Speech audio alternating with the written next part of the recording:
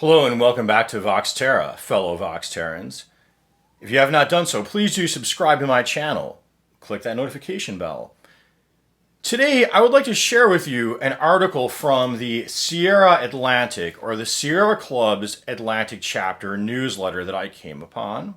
The point of me sharing this article with you is I want to provide evidence to those who say, well, both sides are the same, Republican, Democrat. Now, look, I have my criticisms of the Democrats. I have a lot of ways that I can tell you I don't fit in with Democrats.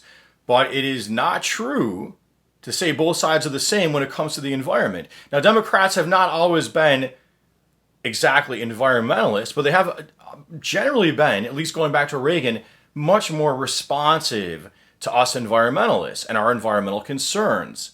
So in New York, the Sierra Club highlighted a couple of the achievements, and let me just share those with you.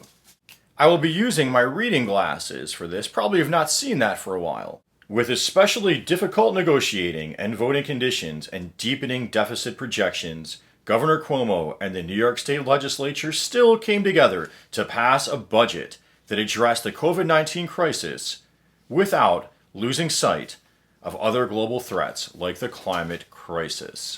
Some of the notable environmental agreements between the governor and the legislature include a $3 billion Restore Mother Nature Bond Act that will go before the voters in November for approval.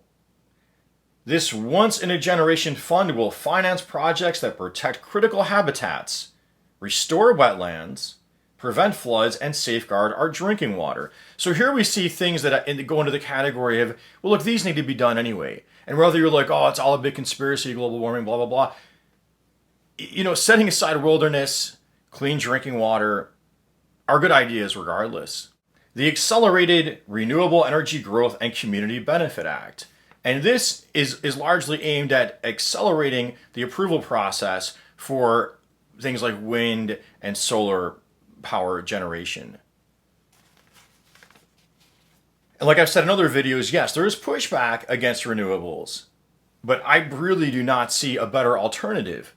You know, that spinning of that blade, for whatever consequences it has, is not the same as constantly burning a fossil fuel to generate power. That spinning of a blade, for whatever problems it may have, is not the same as mining uranium and processing it into nuclear fuel rods.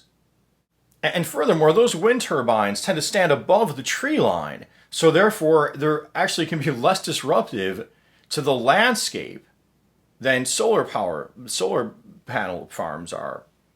A ban on disposable polystyrene food containers and packaging peanuts. Now, styrofoam is considered a very toxic form of plastic that will end the scourge of this non-recyclable material, clogging our waterways and endangering wildlife.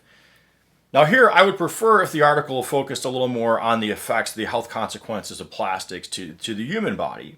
I think that would have more impact with the public. A fully funded $300 million Environmental Protection Fund, or EPF, will ensure that New York's primary funding source for critical programs such as land acquisition, farmland and open space protection, drinking water infrastructure, and waste reduction will continue to support the health and prosperity of all New York communities. Clean drinking water, farmland, again, win-wins. The enshrining of New York's historic fracking ban into law, which will ensure the state can continue to move forward in protecting our air, water, and public health while we build a better renewable energy infrastructure.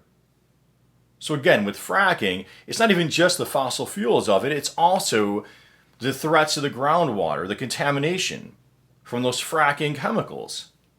And important amendments to implement the groundbreaking Child Safe Products Act, comprehensive toxic chemical reform that will require harmful and toxic chemicals to be disclosed, and the eventual phase out of the most toxic chemicals in children's products in New York State.